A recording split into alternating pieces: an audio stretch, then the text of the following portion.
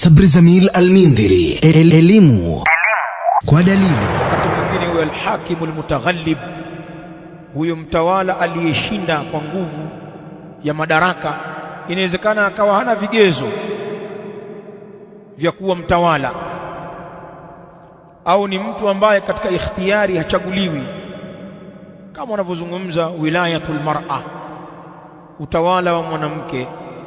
Asli katika kukhiyarisha, ikiwa kuna mtawala apite mwanamke au mwanaume, kwa mujibu wa mafundisho ya Uislamu, anayetangulizwa inda al-ikhtiyari ni mwanaume, ndio mwenye kutangulizwa katika wilaya na kwenye al-qadha.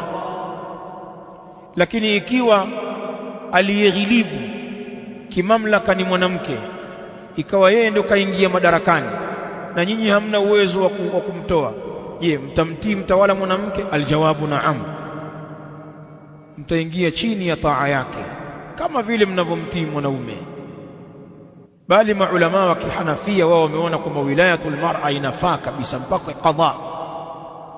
Kwa hivyo si kweli ukaanza kupambana na mtawala eti kwa sababu ni mwanamke na wewe huna uwezo wa kumtoa, utatafuta kufa, ukaacha wanao yatima huko, utatafuta kilema, utatafuta jela, wakati sheria ya Kiislamu wala haijafikia huko.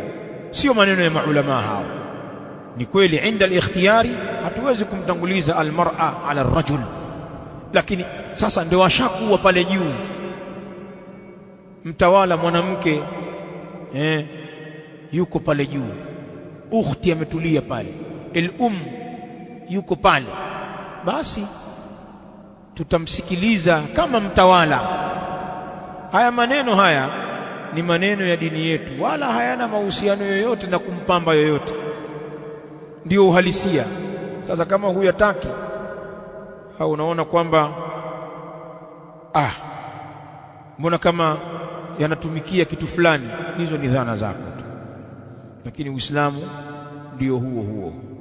Tumefahamiana Hapa na vijana wengi wanazungumza mambo haya kwa hamasa ya kushambulia watawala katika baadhi ya nchi kwa sababu ni wanawake. Kuna baadhi ya nchi watawala, mawaziri wakuu wanawake, rais mwanamke, spika wa bunge, mawaziri wa wizara nyeti ni maukhti.